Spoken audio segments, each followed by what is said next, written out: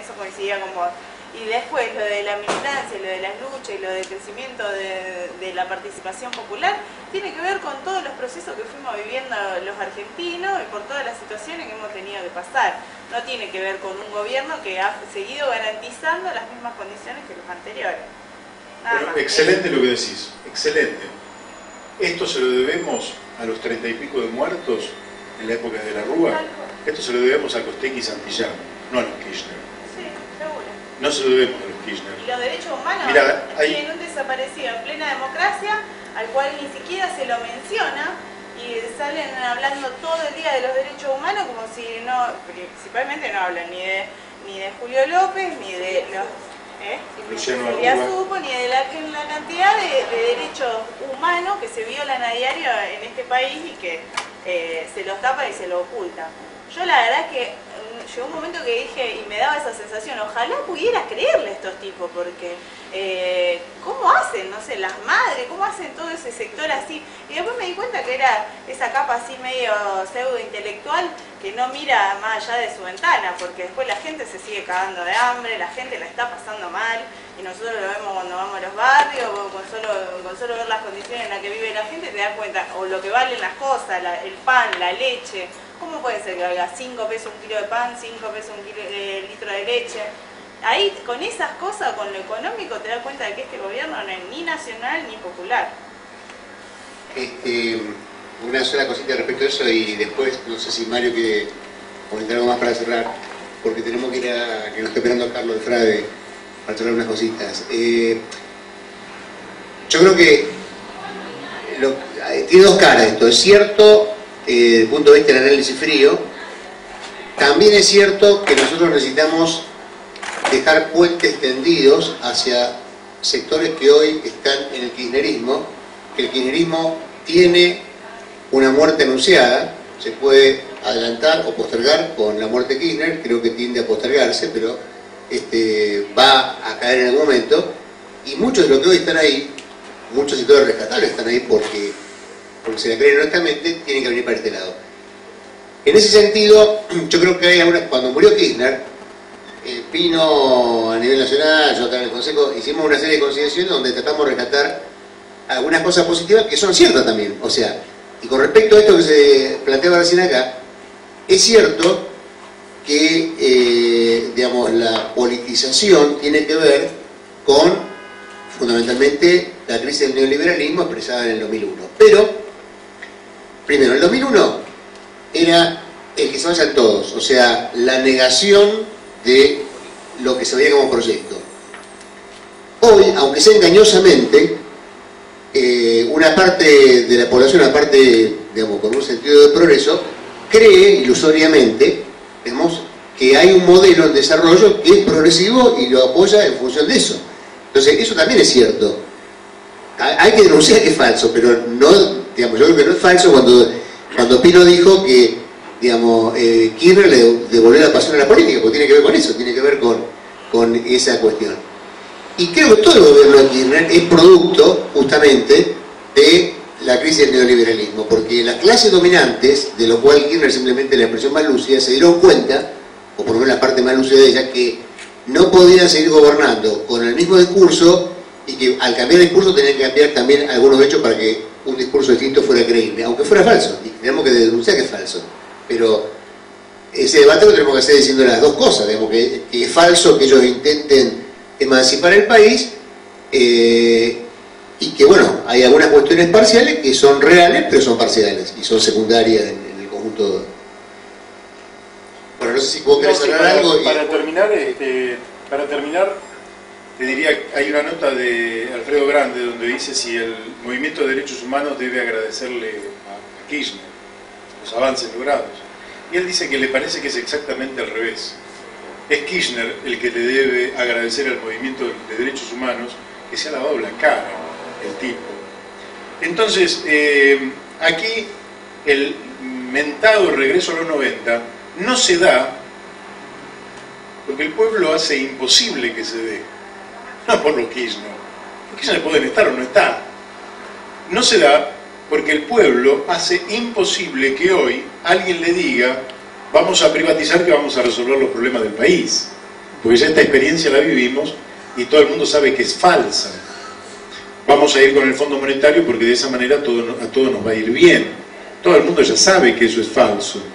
Entonces aquí estamos situados en un escalón distinto al de los 90, básicamente porque nuestro pueblo ha crecido en organización y en conciencia. Sí, inclusive Kirchner, que se jacta tanto de los derechos humanos, yo cuando estaba comenzando la universidad y hacía, no sé si llegaba el año de gobierno, fue el momento en el que Kirchner define, todo eso me parece que queda siempre en el olvido, el momento en el que Kirchner define vallar la Plaza de Mayo y que ni siquiera las madres podían entrar a hacer la ronda de los martes, de los jueves, ni siquiera ellas podían entrar porque Kirchner no se bancaba una protesta popular. Y ese es el tipo que hoy en día es el de izquierda. Y ahí hubo una marcha federal gigante en la que nos tiraron con gases lacrimógenos, nos mataron a gases lacrimógenos, en la que tuvimos que ir a tirarle las vallas y demostrarle que este pueblo ya no se bancaba un gobierno de derecha. Y me parece que esas son las cuestiones que hicieron que este tipo tenga que virar ni siquiera viró para la izquierda, sino teñirse de progre, porque de progre no tuvieron nunca ni las uñas, tuvieron que teñirse de progre como para poder continuar en el gobierno, porque si no es imposible. Bueno, yo creo que es así. Es así, bueno, de mi parte creo que más o menos ha quedado clara la idea de por qué estamos trabajando. Lo que vos decís creo que es así. Si no fuera así, sería correcto que nos encolumnáramos detrás del gobierno de Cristina, pero la verdad es que aunque quisiéramos no podríamos, porque entendemos que básicamente las cosas no han cambiado, eso quedó dicho, y me parece que aunque hoy hay una espuma y el crecimiento de Cristina en la consideración pública está muy alto, ¿verdad? Y encima nos corren con el cuco de la derecha, que lo que hace el compañero es corrernos con el cuco de la derecha. Insisto, no sé en política minera qué podría hacer la derecha a la derecha de Kirchner. No sé en política petrolera qué podría hacer la derecha a la derecha de Kirchner. No sé en finanzas qué podría hacer la derecha a la derecha de Kirchner. Porque un tipo como Prat Gay, que es de derecha, está a la izquierda de los Kirchner en política financiera. Y él bien de derecha. Entonces, me parece que hay toda una construcción simbólica contra la cual hay que pelear. Miren, yo estimo que el proceso político argentino se está reconstituyendo aceleradamente en lo que va del siglo XX y va a terminar de reconstruir su tejido en la década que viene, donde buena parte de lo que son ustedes, pibes hoy jóvenes, van a tener una edad y que si mantienen su línea de militancia y mantienen su compromiso político y su capacitación, van a tener naturalmente responsabilidades políticas. En ese momento, sean ustedes, y me refiero a toda la generación, seguramente se van a poder concretar cambios más profundos. Para ese entonces, quien les habla tendrá 50 años de militancia y ya estará más para el retiro y la jubilación. Así es. Pero nunca se me ocurrió hacer política en función de mis tiempos históricos. Uno no elige el día en que nace, ¿no? Y no elige la época. Pero uno no puede explicar la época en la que vive en función de sí mismo. Le tiene que explicar en función de lo que ha sido esa época.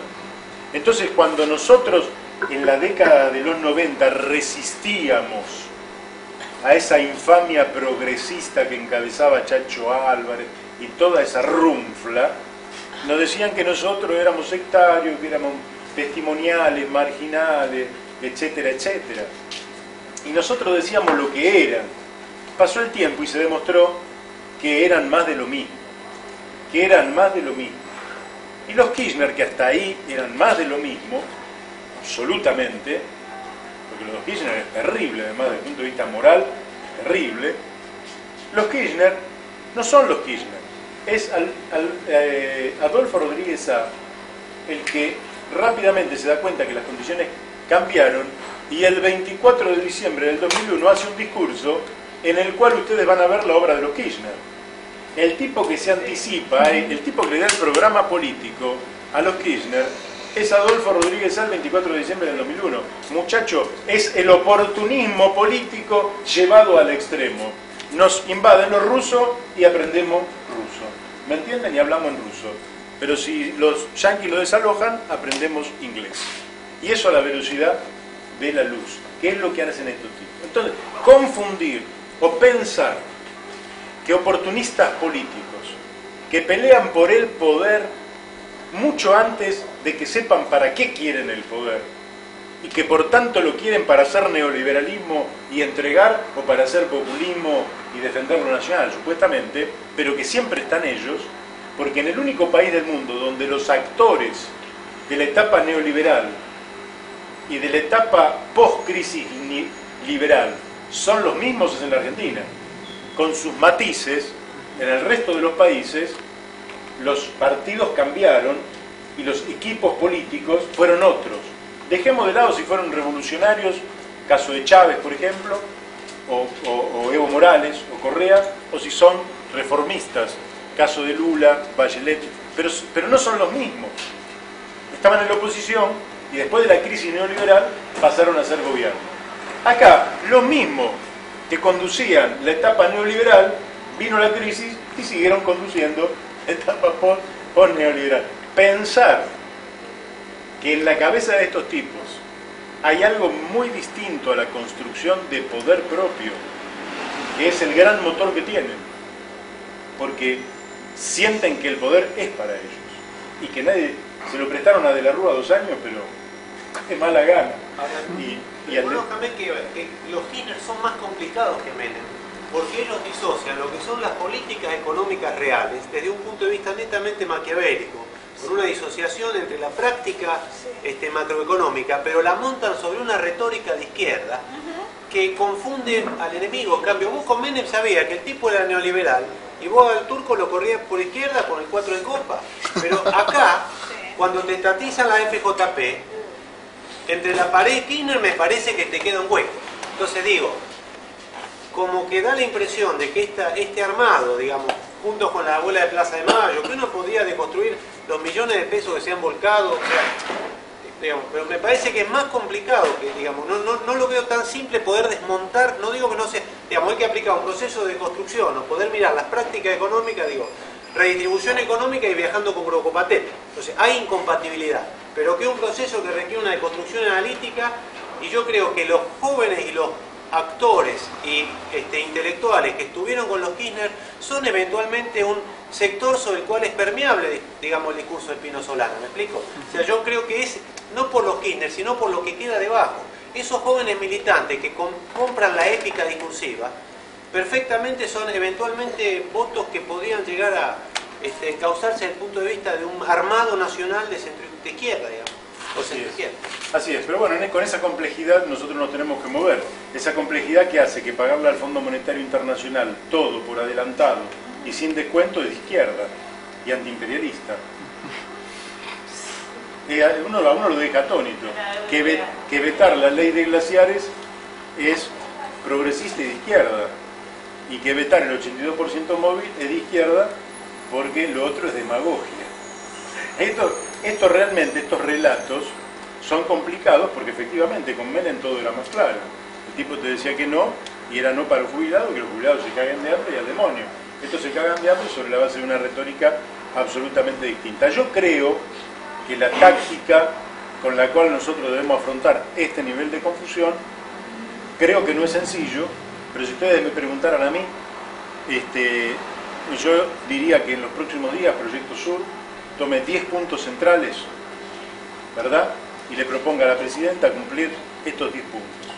Y que veamos si se trata realmente de un gobierno de izquierda capaz de transformar estructuralmente, entre eso que destruya como prueba de cariño, que destruya las mafias económicas montadas al calor del kirchnerismo.